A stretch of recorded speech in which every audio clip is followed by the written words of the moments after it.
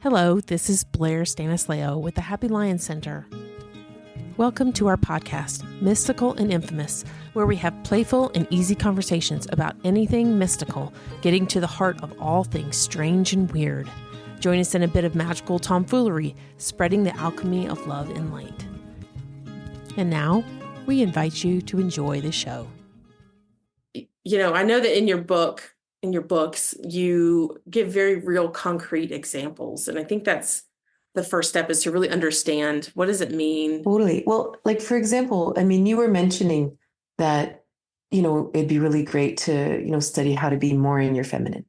And it's a huge thing for a lot of women, but not just women. A lot of people need to learn that.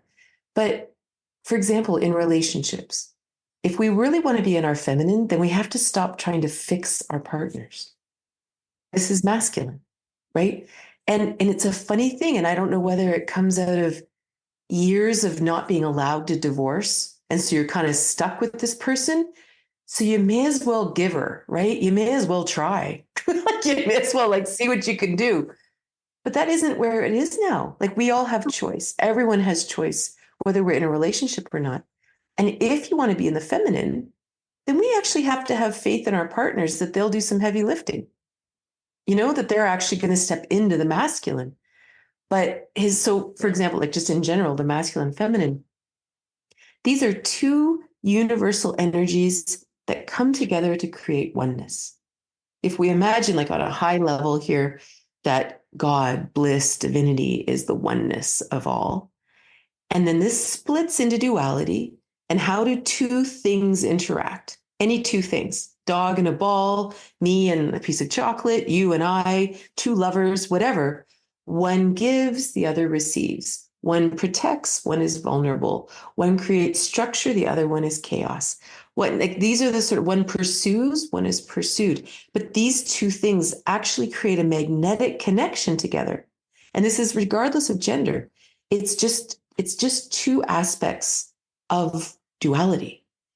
The challenge with our world up until this point is we've lived in pure separation. And we've lived in this patriarchal domination paradigm where not only are we separate, but the masculine energies, and not just men, but the masculine energies of school, parenting, church, governments, anything like that, has this domination aspect that we will control you. We will mold you. We will make you into what we want, which actually forces all the feminine, whether it's historically women, children, employees, whatever, into objects. And so what happens is, fast forward to today, is everybody wants to be in the masculine, but they're not really in the masculine. They're in the separated masculine. So for example, they're not caring for someone, they're controlling someone, right? They're not providing an opportunity for someone to heal. They're telling them how to heal. Here, fix this, fix this, fix this. And it's a real shift, not only to redefine the masculine and feminine away from the gender stereotypes of big, strong, burly masculine and soft, demure, peacekeeping feminine, which has nothing to do with masculine and feminine. It's all just part of the patriarchal stereotype. But in relationship, that's something I could go, but that's sort of the high level part of it.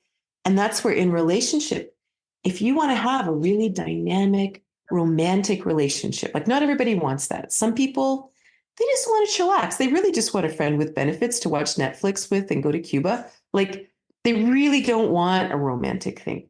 But if you want romance, if you want to have this sort of beautiful energy, always sort of the fires always burning in the relationship, that the honeymoon period goes on forever, the best thing we can do is polarize. And normally in intimacy, one partner will desire to be in the masculine. They'll be strengthened by being in the masculine. And one person desires to play in the feminine and expand in that surrender, but not just surrender to a person, but surrender to life. I often think of the feminine like Mother Earth opening up for a rain, to receive a rain. But that's a huge deal. like especially for women to explore being in the feminine after living in a world where we were controlled and we were abused and we were molded and we were treated like objects. The idea of me saying, you know what, you just have to relax and let them do this. I mean, most women are like, oh, are you kidding? And they're not dysfunctional. This is lived experience, right? It's a big deal. That's my long Oh, answer yeah. to what's it all about. Yeah. No, well, no, actually, it's funny you say that at the end there because what I mentioned before we started recording that I had been receiving over the last several months that I need to go into my feminine. Okay, for I don't know, it for my life, right? I'm sure it's for my business too, but it's specifically for my life.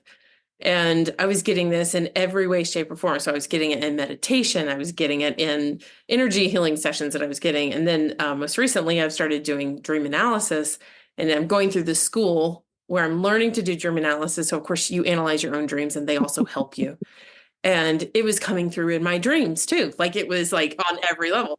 So, the last one that I remember that was about this, which is, I think, incidentally, right about the time I messaged you, was, essentially you need to go into your feminine. And she's giving the interpretation. And I'm listening and I'm remembering all these other places that I'm getting that same information. And then I'm like, I'm like hitting a block. And she said, well, does that resonate with you? I'm like, yeah, it absolutely resonates with me. But if my husband was sitting here next to me and he listened to you say that, his Right? response most likely would be, so what does that mean? You're going to sleep all day? Because the energy work that I do, when we first moved in here, just before we got married, I started taking an energy course, like to learn how to do it. And, it's not my first energy course, but this was a very different one. And so there's a lot of time that we spent basically what I would call is in the zone. Okay. You're kind of meditating, you're getting in that state. Well, we just moved in. And so sometimes he'd come in the room because he needed to get something or something like that. And of course I'm like petrified. He's going to think, oh, you're doing nothing. What are you doing? What are you doing for your business? No, I'm actually doing work. And I got over that hump and I realized that going in and out is actually really, really helpful.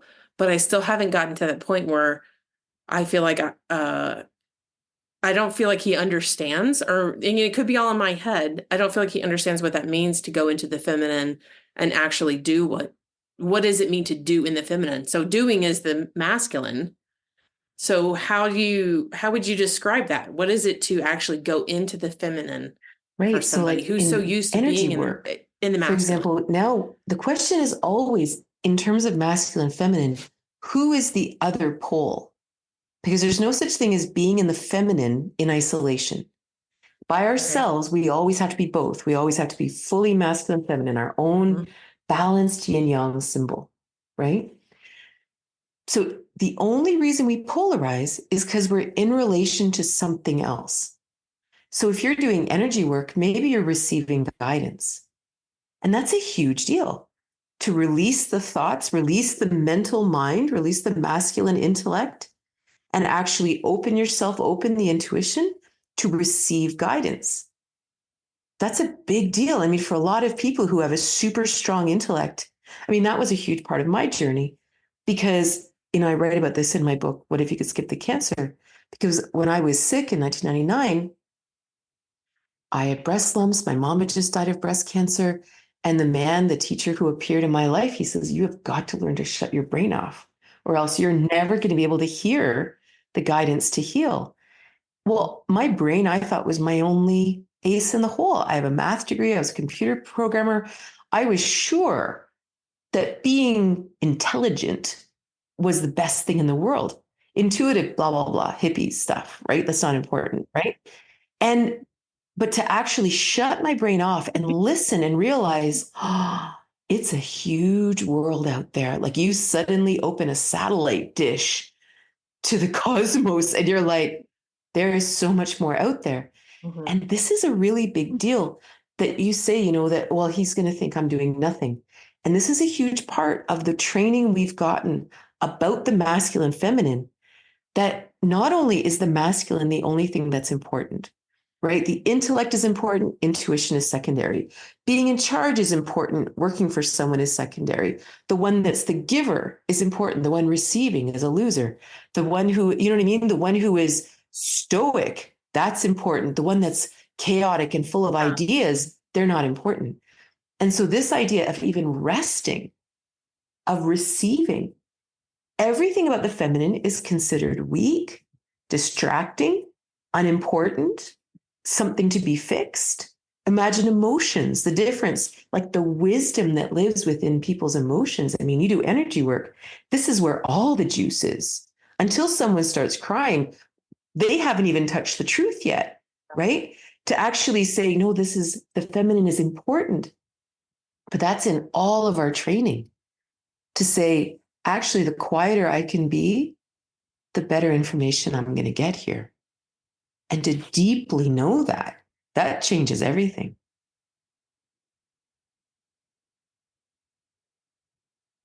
Yeah.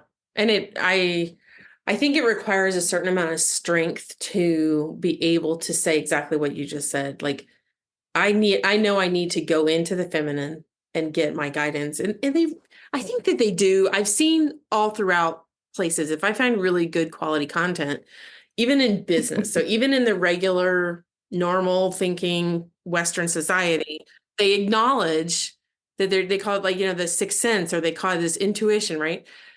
So they acknowledge that it's important, but they don't teach anything on it. So to learn how to do it, you have to go to this kind of area. And so it feels like this elusive, untouchable thing, but yet there's all kinds of people, and I know I'm one of them. You listed off all those things that are considered lesser than, which is the feminine, right? And I'm like all of those things. I'm a creative, like I don't know I don't remember all of what you said, but I'm just all of those things. And I know that we've been told that those things are lesser than. So, when you're trying to do something or become this unified, like you're talking about, this balanced masculine and feminine, I suspect, and I suspect you'll find this too, that really it's more about the talk that we do to ourselves about those patriarchal stories that stops it from happening. So if we could kind of stop the mind from saying those things, totally. And we also need to shift to how. So because of this, the domination piece, the masculine sort of oppresses, controls whatever the feminine, whatever it is. It's parents being taught that, spare the rod, spoil the child, or education systems that the children are just blank slates to be filled, as opposed to these creative geniuses that need to be, given a space to expand in their genius, right? Like we have this everywhere. And so the thing is, like when the masculine and feminine actually are connected and joined and playing together, the masculine actually reads the feminine to know what to do, as opposed to controls it. So, for example, in the give and receive dynamic, historically, we give people things whether they want them or not. We give advice, we give help, we give whatever. We give food. You're too skinny. You got to eat something. Oh, you're a vegan. Here, eat some meat. Whatever. Like here. We're constantly giving, giving, giving. But we're never saying to the person, what would you like? Well, we do say that. But that's the difference. If I say to you, what would you like for dinner? You say, oh man, would I ever love and I give that to you. Now we have a connection. If I say, what would you like? And you say, I'd like this. I'm like, nah, you know what? I'm going to make you this. Mm-hmm. Oh, like that's separation. But it's imagine talking and listening, right? How often do we talk at people as opposed to saying things that maybe someone might be interested in? How often do we talk about things? As I'm now conscious, does she want to hear this? No, I'm just kidding. But it's like, how often do we say things, I don't know, for our own entertainment? Because no one's even listening, and this is the difference. Imagine structure and chaos. So like with children, for example, children are naturally chaotic, and not chaos in a negative way, chaos in an unstructured, natural expansion way. Well, the greatest thing we can do as parents is dig deep inside of us and figure out the best structure for those children to really expand in. And it doesn't mean not being in charge. We're the adult, they're 5, right? I mean, there's a structure, but there's a way to do it that actually helps them to expand, as opposed to here's the structure that I'm going to squash the chaos. I'm going to contain the chaos to make me feel comfortable. And that's the big thing, is we have to be comfortable with the feminine. We have to be like, I can do it, but our masculine's so broken. Yeah. Instead, it's almost like, imagine a surfer, right? The best surfer can meet whatever wave comes to them. They don't form the waves that they're good at, right? They know that inside of them, they have the skills. That's what it is to strengthen the masculine, that no matter what comes, I can do it. And that's what empowers everybody.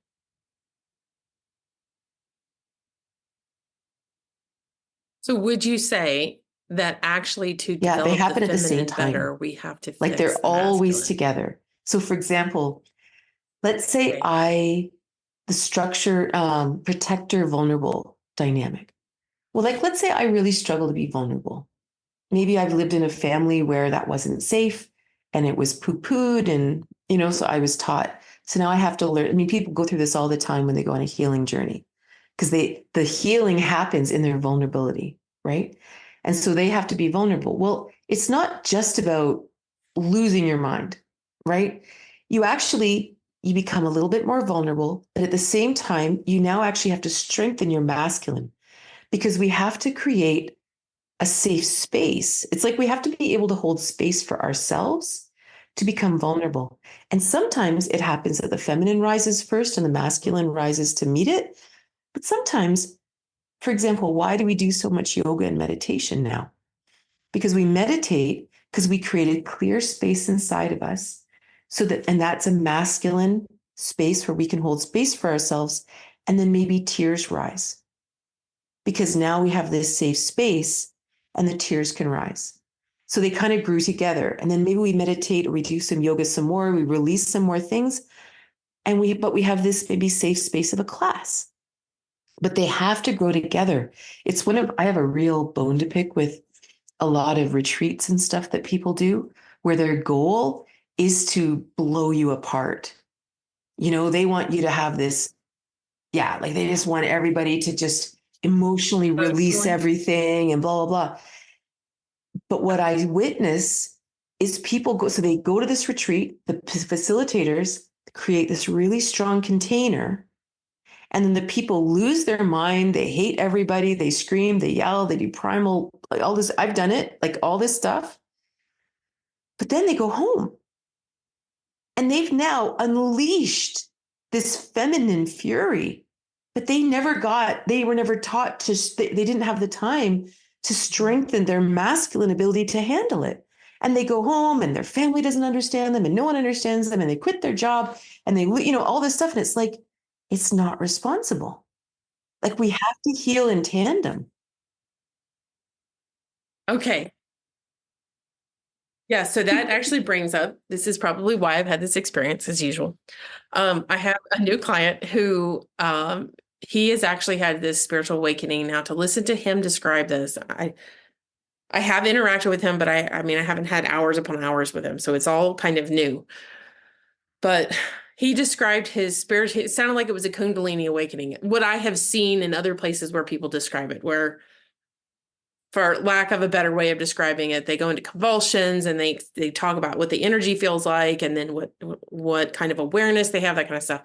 So it's a very personal experience, but it's very dramatic. Okay. And first when he was talking to me, I think he was actually asking, it was myself and another person, I think he was actually asking to see if somebody else had experienced things like that. And my response to that was, I mean, I don't know. I mean, I can't say that I've had a situation where it felt like I was completely oblivious to this spiritual world. And then all of a sudden I woke up, and I woke up because of this energy shift, and it was so dramatic. And then I didn't know what to do with the world. It wasn't ever like that for me. For me, it's always been like, an awareness here. And then, oh, well, now we have to go back to reality. And, oh, and here's a new awareness. And so it has become this thing where it's like, yeah, I get it. I understand. So I understand where he's coming from. But for him, it's actually affected his personal life. Like you just described, this person I know in real life has had experiences where his wife is right there next to him. And what he is physically doing in this 3D world is freaking her out. I mean, she is full on having traumatic events. And so he's asking for help. And it sounds like that's what you're talking about, is going back into that and finding a way to and that's, subtly shift I don't know what his those whole two. story is, but I teach Kundalini yoga, and the way it's done is a very gentle thing. Mm-hmm. You only move as quickly as your psyche can do it. You only unleash what is possible within your system, because you're the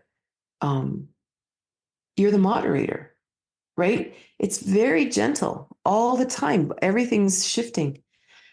Anyone I know that says they had a Kundalini awakening, I don't understand why they're calling it that. I think they've had some kind of mental break. And I know this isn't a popular opinion, but Kundalini is a natural energy within the body. This is our fuel. This is our life force. And what happens in the body is there become blocks because of trauma, of different things, and these blocks sit in the pranic, the vessels, the nadis. And then what happens is, like, let's say you do something like you make a change, or you do Kundalini yoga, or you go for a run, or you have an energy session. As those blocks start to leave, the Kundalini starts to flow more, right? And it nourishes as it flows. And every so often it might knock on a few chakras, like, and there's hundreds of chakras, to kind of go, hey, are we ready to let this stuff go? And maybe we get triggered or whatever, but it's a natural thing. Now, if someone has done something, if someone has gone to a retreat where they did extreme things, it could be extreme breath work, it could be plant medicine, it could be all kinds of things that someone might have done that somehow bypassed the natural blocks the body already has put in place to stay in equilibrium. Then what we have to do is, like, put them back together. And they do have to heal everything, because it's just weird. It's like suddenly dynamite got let off in their system. But this isn't natural. And it's not Kundalini. Like, Kundalini is a very natural occurring energy in the body. And so it's always interesting to me, like, okay, so what exactly led up to this?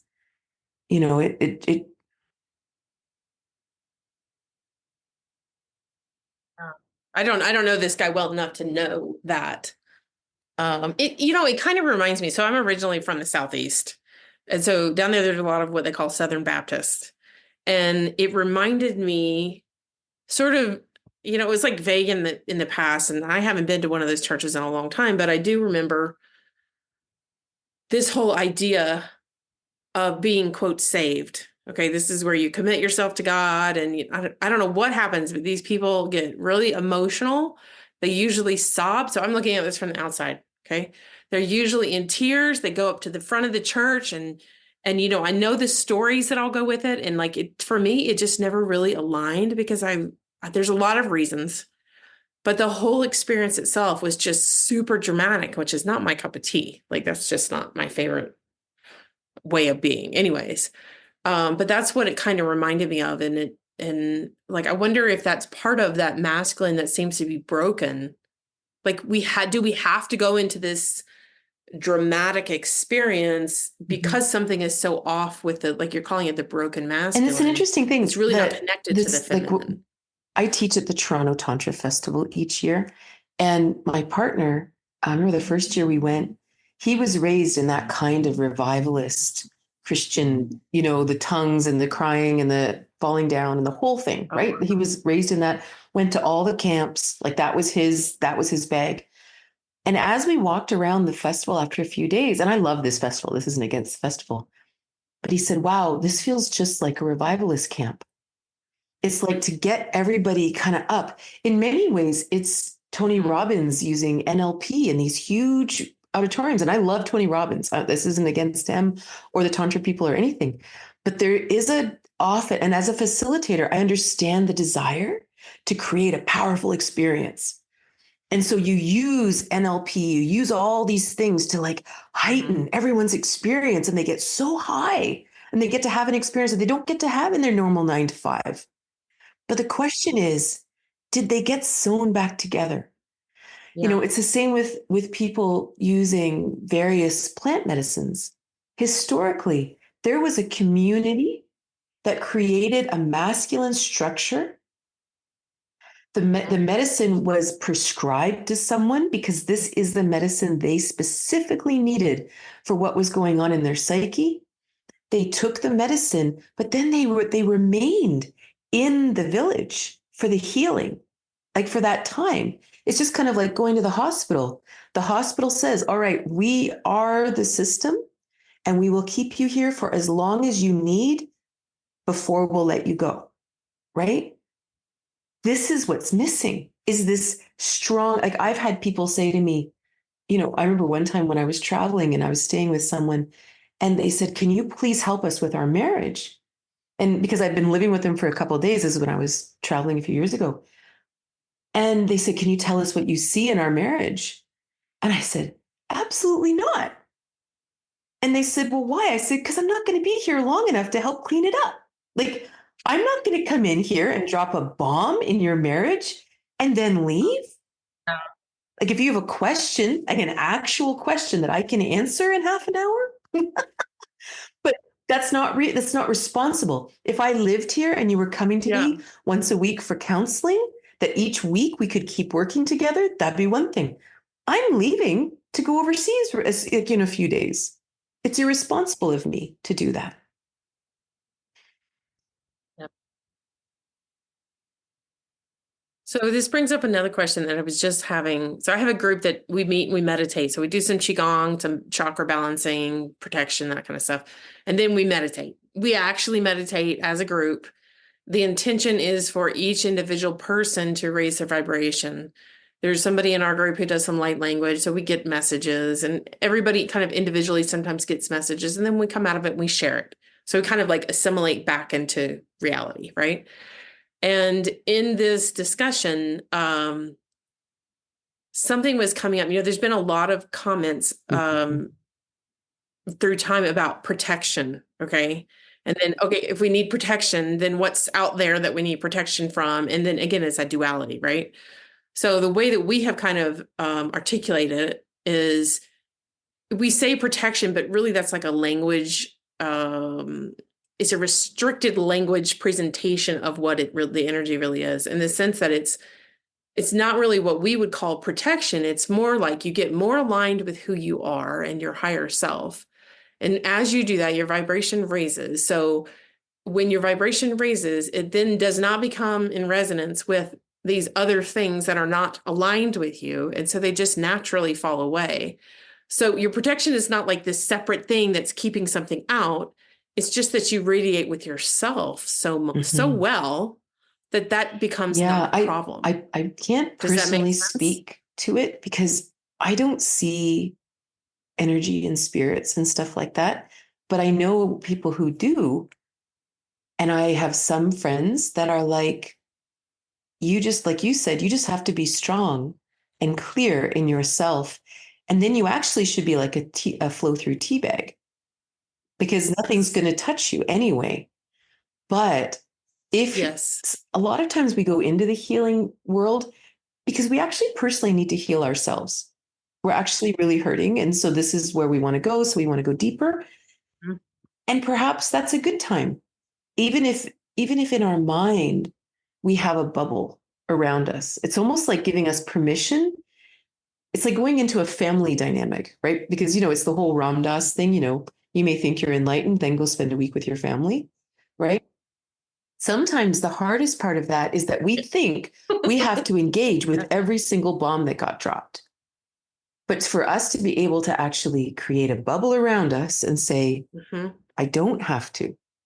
I'm allowed to just live within my bubble, and all those bombs are just going to get diffused. Like I'm not even going to, and there's a permission that I think strengthens what you're saying.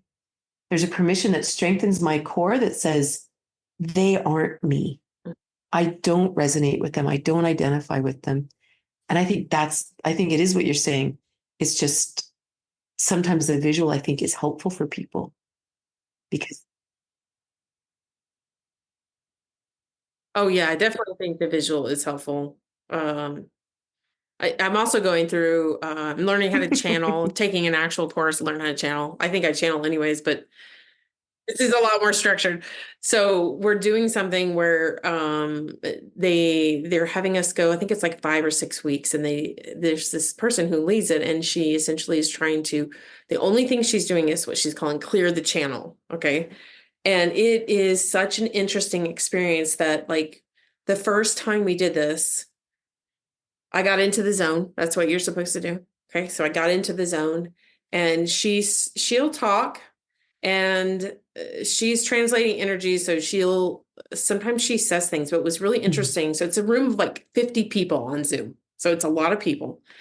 And as she was kind of articulating this, I felt the energy and I was noticing it. And then as she was like making the noises, I was really surprised at how it really corresponded to how that energy felt. So there was a lot of like choking up. So she would start, like that, start to say something and it wouldn't go through. And then she would finish. And she'll say things like, this isn't what I thought it was supposed to be. And, and then she'll see past lives where, something is happening, and she kind of articulates that. So the first time this happened, I'm kind of, in the zone, and I start to recognize this feeling, and I'm like, ooh, this is the feeling that I've gotten before, where it didn't matter where I was, but I felt it, and it was like, I don't like that. I'm going to get up and move, and I'm going to change something. I don't know what to say about this. I just don't like it. And it was so strong like that I think I only made it like 15, 20 minutes into that. And the first thing I thought was, oh, I don't know how she can do that and like come out of that and be fine, which she was. She obviously did her work. But we were kind of talking about that as well in our recent group meeting, where so we have somebody in our group who's also doing that with me, and she's talked about like taking on other people's energy. Like, she felt terrible after the first one, and then she realized she was kind of taking on other people's energy. And I noticed that I didn't want to sit still during these things. I mean, I'm still listening to it. I'm still there with them doing that, but like I still, that energy of I don't want to sit here for this because it's not pleasant, hasn't really dissipated. And I actually kind of asked about that, and the answer was basically it could make it a more, like you're talking about, a fantastical experience. But I'm thinking, I don't know that I want a fantastical experience, this like purging. I'd rather it just go instead of having that interesting. Like unpleasant in the experience. realm of, again, I'm not I didn't a channel or anything like that, so I can only kind of speak from this perspective. But in the terms of the masculine, feminine, I wonder if there's something to be said that just because you're in the feminine doesn't mean you have to receive everything. Right? Because that's a huge problem, that we think that if I'm in the feminine, because this has been our history, you finish everything on your plate. You're just gonna, if you're in school, you have to learn everything. You don't get to pick and choose. And I wonder if, as a channel, as an energy worker, you also get to make a request. You get to, right? Oh, I'm pretty certain you do. And I think exactly what you're talking about is like you start to recognize what works for you. And it's interesting to me how some people aren't, it's almost like they're not, actually, this friend of mine who's in it too, it's almost like exactly what you're talking about. She's always been taught you do this to completion. She wants to do it completely. Instead of saying, you know what, I really don't like that. That's really not a pleasant thing. I don't think I'll do it. And like you're saying, Right? I mean, actually if there's choose to receive something 9 or not billion receive people on the that. planet incarnate, I'm pretty sure you can choose who you want to listen to in the discarnate world. Like, let's say it. Yeah. Yeah. And it's so liberating when you get to do that. Right? And it's like, Okay, I mean, that's nice. You imagine, can even keep that. I don't imagine, want just it. imagine in the feminine to be able to go, no, thanks, next. Like, why not? It's like, no, I don't like the smell of you. Next. Because here's the thing, like even what you just said, how often do we shame the feminine for not wanting what they're given? Like it's like, I remember this was a huge part of my journey when I was sick because, I had these breast lumps and everyone in my family died of breast cancer. So, but I actually was deeply depressed to the point of despairing. But what did I tell myself? You have everything you need, Katrina. You've got a roof over your head and a good man at your side and 2 children and food on the table. What's wrong with you? But this isn't what I wanted. And we're allowed to ask for what we want. Like, why not? Like, it's so funny. Like, so I teach Tantra, and Tantra, and its foundation is that we are divine and physical beings. What that means we get to get what we want. We don't have to, we are not slaves to a machine. If we are Shiva Shakti, if we are Shiva incarnate in Shakti, that's what we are, then we get to create our lives. Channels, husbands, wives, children, like this is what we're here for. And yeah, I think there's a great empowerment to say, I'm open, but I would like chocolate, please. That's my way of doing it. Yeah. Is that right? Okay, so I wanted to ask you, how do you say, how would you teach somebody to understand, to know when the masculine and feminine energy is off? Like in In a off, I'm gonna couple leave that or in a open, like person? whatever that means to you. How do you Mm-hmm. I'm gonna say Well, just in the it'll show person, up in all because that's kinds the of first different step, ways. right? Like one of the dynamics internally is inspiration and manifestation. Because again, inspiration is what we're talking about, receiving an idea. Manifestation is the masculine energy of making it happen. How many people are stuck and they're unable to do the things they want to do? Right? So there's a block in their manifestation. There's something amuck in the masculine. And also, but again, it's always both. Because one, they don't trust their intuition, right? They don't believe that the feminine is healthy. They don't believe that these ideas actually could be gold mines. And because of the world we've lived in, they're afraid to be judged. So they're afraid to be masculine. They're afraid that people aren't going to understand. They won't be able to explain it to others. So there's all these things that we've been raised in. So let's say that's what they come to. I just feel stuck. Well, then there's the 2 things we have to look at. Are you afraid to manifest? And do you trust your intuition? Right. And then the cool thing, it's like before, you start with little things. Like intuitively, it's so silly, but I'll go walking and intuitively I'll go, I'm going to turn right for no good reason with no attachment. But it's little things like that almost just start the neural pathways happening because I intuited something and I did something, even if it's small. And then bit by bit.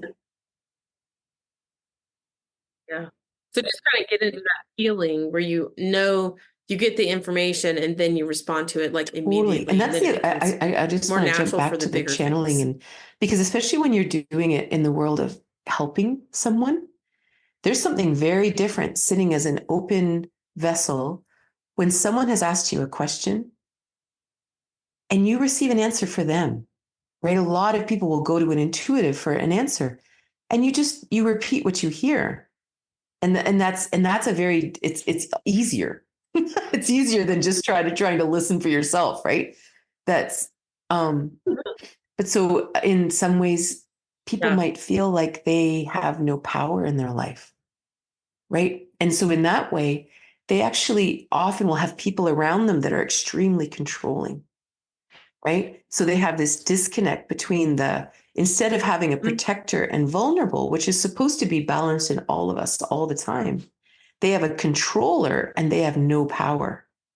Well, that's interesting, right? Normally that's going to be historical. That's what they were raised with or whatever. And now they've attracted bosses like that. And they've attracted partners like that. Eventually their children will even treat them like that. And then the question is they have to ask themselves is, Well, where's their inner protector? Why are they depending on other people to do this and allowing it to be like dysfunctional? And again, you just start in little ways. And this is us learning how to say no and learning to speak our mind.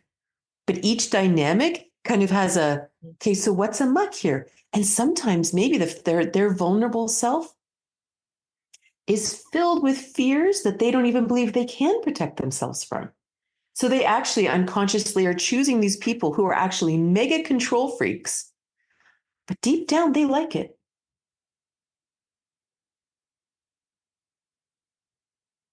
Exactly. Because they have those fears they haven't dealt with. So if they deal with the fears, then they'll know what actions to take. And again, it's like that raising your vibration that naturally that person will either stop behaving like that, and or it's funny essentially fall things out of like their lives. when years ago, so I was married for 20 years and then I was dating for a while and all that kind of thing. And my daughter, who was 17 at the time, she looked at me and she says, Mom, she goes, it's like there's this shadow of a man beside you and you're just waiting. You're dating, looking for the guy to fit the shadow. Like, get him in here. Just, add husband and stir kind of thing or something, right? And I was like, that's terrible. So I went celibate and I decided I needed to bring that masculine back inside of me. Like I was actually so accustomed to being a part of a partnership. And I realized that's when I really realized, wow, I've got a masculine and feminine inside of me. And I thought, okay, then what do I really want in a man? Like, what do I really want? And I decided to be my own best boyfriend. Well, as soon as your masculine and feminine is balanced inside, you recognize stuff outside of you like nobody's business. Like, I mean, because basically, I don't want to date anyone that's a worse boyfriend than I am. Right. And if my inner protector is strong, I'm going to recognize an unhealthy protector who's actually a controller. But I have to have it healthy inside of me to even recognize it. Right. And so it's kind of like all the dynamics, the giving and receiving. Are you able to receive? Do you believe you deserve to receive? Are you someone who gives in separation, meaning you give with strings attached? You give because, you want them to, like, how many people might say, wow, you look really pretty. And the other person, because they're waiting and then they wait. Yeah, you look really pretty too. They didn't give you a compliment. They were fishing. They were reeling something in. And so we have to kind of look at our own relationship with giving and receiving. Yeah. Like maybe it's not that I'm afraid to receive, but maybe I give stuff to people they don't want. And so then I don't want to receive because you're probably going to give something to me that I don't want. Right. Because that's my inner experience. Yeah. Yeah. Mm-hmm. Yeah. I have so many things to say about that, but yet it's so, on some level, it's so elusive. It does feel like this cloudy thing to kind of discuss, but yet it's so prevalent. Like, I mean, I even have family members who have come up and said, like, they come in, like they say, made some sort of dramatic change to themselves, and they come in the room and they say, well, I don't really need anybody's approval for this, but then they don't say anything else. So it's like, really, is that really what you're saying here? Or are you saying something else? And it's been interesting to kind of play with that, because you're like, well, I could do the normal, which is like give back and say exactly kind of like you're talking about. Oh, well, it looks nice. I like it, whether that's true or not, right? That's what the person is looking for. And then, you go on the regular kind of unconscious patterns, or if you choose not to say anything and you take that person at their word, like if you're able to separate yourself from that person and you can maintain your balance, and then not saying that I'm trying to incite them, but they usually oftentimes do get kind of like, they get agitated because you haven't done this formulaic kind of expected response. But if you're able to stay away, you can start to ring, oh, look at that response. Isn't that That's such an important point, That's because not mine. if we, and this is because we've been in separation for so many millennia, lying has become completely normal. saying things we don't mean, agreeing to things we don't want to do, accepting things we don't want. Lying is built into our almost all of our relationships. Like, well, was that good for you? Oh yeah, honey, it was awesome. Yeah. Like constant, and so what's interesting is in order to actually have this true union of the masculine and feminine, that we actually dance together in connection, we all have to learn how to be honest in kindness, always in kindness, but we have to stop lying. And that means when someone says something to you, for me, unless someone asks me a question, I won't respond. It's not like here on the podcast, I'll never stop talking if you don't interrupt me. But it's like in life, how often people just make a statement and then they wait. And you're like, I don't, okay. There's nothing to say because you didn't actually, but they're waiting for a reaction. And it's like, do you have a question for me or something? I'm not sure what my part of this conversation is. And it's really interesting because bit by bit, everything starts to clean up. And it's a little uncomfortable in the beginning. It's the same thing as if all masculine and feminine dynamics are whole in themselves. So for example, if you come to my house and you're hungry and I'm like, hey, do you want me to make you a sandwich? You're like, yeah, I'd love a sandwich. That's complete. You were hungry. I had food. So I gave it to you. There's no even Steven. There's no, okay, so the next time you come to my house, I'll make sure I've got stuff for sandwiches, or maybe I'll even one up it or whatever. And it's like, no, it's done. That was done. If I ask for something and you have it, why don't we just share it? But it's done. And so it's a very interesting thing when someone gives you something and you just say, thank you.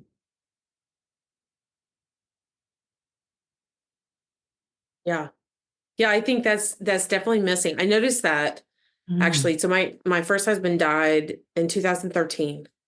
And of course, as you know, that puts you into a whirlwind of all kinds of things.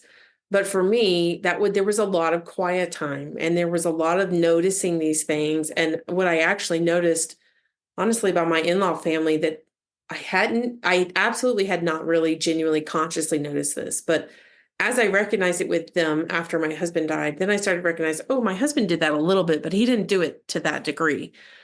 And I think being an introvert also, eventually we all get to this point where we start to recognize a lot of people fill space with talking. That's not necessary, and that's what I noticed after he died was that there was just a lot of talking and it didn't come across. I didn't fully consciously understand it until my brother-in-law was like giggling. I think we were saying goodbye. And he was like leaving town because he didn't live where we were. And he was like giggling. And of course, I'm like in complete distress. My husband has died out of the blue like 3 days ago or something, right? And I don't respond, but I'm thinking, okay, he's laughing. Why? What in the world could possibly be worth laughing about right now, But then I just started to recognize the behavior. I saw it in my father-in-law. I saw it in, my brother-in-law, and I honestly saw some of it in my mother-in-law. And it's just like this, they fill this space because they're uncomfortable with the quiet. Yeah. Well, But it just would you depends on say the the quiet dynamic. is the feminine? For example, in our society, we love the things we know, the known. But what the unknown is very scary. This is sort of the mystery of life, right? And this is all the feminine. This is the chaos, the wildness, the mystery, the unknown. That's all very scary. And sitting in silence, I actually wonder if it's cultural. Because my daughter went on an exchange in Finland one year, and Finnish people don't do that. And she was only 17 when she went. And she'd be sitting around with all these teenagers, and they'd all just be sitting there in dead silence for like half an hour. And they were perfectly happy. They were just perfectly happy. Someone might have said Enjoying each something and then other. they would talk for a while Okay. and they would laugh, and they were Yeah. really funny people. Like, she loved them. Like, they were hilarious. And then as soon as that conversation was done, they would all just sit in silence. And they were perfectly comfortable with it. So Yeah. I wonder if it's cultural. Yeah. You know? Well, I would imagine so. Yeah, that makes a lot of sense. And of course, and personality wise or whatever. There's Well, and different even it's interesting levels because of that, right? But I cultural I has a think huge I'm influence. naturally an introvert, but because I've had my own businesses for a long time, and especially like my first, I mean, we were dairy farmer. Well, I was a computer programmer, and then I married a farmer, so I was a dairy farmer for a while. But then I opened a dance studio, and with a dancer, and suddenly I had to be like public facing. I had to find a voice. And then I started teaching Mhm. yoga, and then I started teaching meditation. Was going out to all these companies, and then I bought a train station, and I ran all these different classes. And so I've been sort of acting like an extrovert for a long time. But I started to realize that people almost depend on you for entertainment. My friend calls it Katrina TV. And she'll say, Yes. because she's a high introvert, and she'll say, you don't have to be Katrina TV if you don't want to be. So then I'll sit back and I won't say anything. I'll go out for like drinks after something, and I'll be sitting there. Whole table's like dead silent. sometimes, or sometimes for me, I'll get talking just because I'm bored. Like, I'm kind of bored with whatever. So I was like, I'd rather hear whatever I have to say, which sounds horrible. And I'm happy to do it. But so there is something curious about it. Anyway, for me, I think it's quite cultural that. Interesting.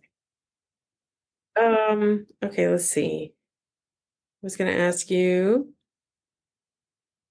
Oh, I have one more question.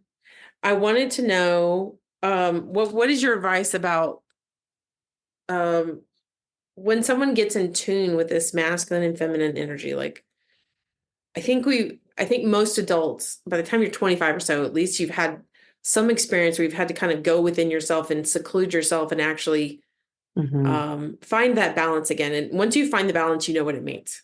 So let's just say that the person has found their balance, they know what that feels like. And then we go through the rest, we like, you keep going, and then there's this like something that causes an imbalance. How would you say for someone to understand what does it feel like to be in the flow or to get back in the flow? Like if you get out of the flow because there's some sort of congestion somewhere energetically, how do you let that lead your life? That natural flow between the masculine and the feminine. What advice would you give in Like, terms if of how to let you that lead your life? you've sort of lost it, you've lost the plot for a little while, and you're in the forest, and you want to get back on the right road, Oh, yeah. right? Yeah. Get You know back in what's balance. funny? I Yeah. feel Back on the like unicycle. there's always like a current point of pain. Like, there's something that's not working. And it could be something at work. It could be that I'm not sleeping. It could be that I'm overeating, or I can't quit smoking, or whatever the pain point is. It's almost like the imbalance will show up somewhere. And my experience is that whatever's first is the biggest thing. And so whatever that is, you kind of look at it. And again, what's Yep. interesting with the masculine feminine, let's say it's the inspiration manifestation, because that's an easy one that is really commonly stymied. When we heal, let's say, the masculine aspect of manifestation, we heal the masculine across the board. Like, it's not just in that dynamic. Suddenly giving's a little bit easier. We have more structure. We can find this stillness inside. We feel more courageous in pursuing things. Like, the masculine strengthens across the board. Same thing is like, what if the feminine is off? Like, maybe it's like, I don't know what to do next. Like, I just don't know. Well, maybe I don't trust my feminine. I don't trust my intuition. I don't trust the wild. I don't trust the chaos. I don't trust that inside of me because deep down, I still think that the feminine's destructive, that it's going to create havoc in my life. Mm-hmm. But as soon as we start trusting our intuition, we can access the chaos. We can access the creativity. We can receive more. It's all the same yin yang symbol. We're just looking at it through different lenses. And so what's interesting, for example, is that let's say you struggle with the inspiration part of the manifestation. Well, why? Well, because who am I? Like, and I've always been told that I was stupid, or I've always been told that I'm crazy, or I've always been told that I wasn't practical, or I always told, da. But the key is to play with both things, right? And as soon as you start playing with it, you actually uncover everything. You know what I mean? It almost doesn't matter which point you go in on. Mm-hmm. They're all going to unravel. Yeah. And I would say that with energy work, that's the rule of thumb with energy work. You have to assess at the moment. You can't do it any other way. And that is exactly how it plays out. It's always like the messages that we get in our meditation group. It's always dead on. Yeah. It's dead on point. And in all honesty, it's dead on point for everybody, which is really interesting. Yeah. That's the same dynamic that you're talking about. Thank you. Okay, so we are running out of time here, so I just wanted to give you an opportunity to share with the listeners how to reach you and how to get it. Thank you.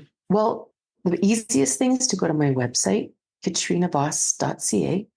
And from there, you can find all my books, which are available everywhere online in audio, paperback, ebook. And I have online courses. And if you're on my email list, then you'll get all the updates when any new trainings are coming. I have a huge YouTube channel, hundreds of talks there. It's just, my name is just, it's just Katrina Boss. I also teach on an app called Insight Timer, and I teach live on there 3 times a week. And so that's a fun place to catch me. But my website's the best place to start, for sure. Thanks so much for having me. Send inquiries, suggestions for new discussion topics, and comments to podcast@happylioncenter.com. That's podcast@happylioncenter.com. If you found this content enjoyable or helpful, please comment, like, share, and download. Donations are appreciated and help us to produce more of similar content. Consider making a contribution at the links in the description box. Your support is greatly appreciated. The views and opinions expressed on this podcast are those of the speakers and do not necessarily reflect the official policy or position of the Happy Lion Center and are not intended to malign any religion, ethnic group, club, organization, company, individual, or anyone or anything. None of the content provided should be considered a substitute for legal, financial, medical, psychiatric advice or as care from a certified professional.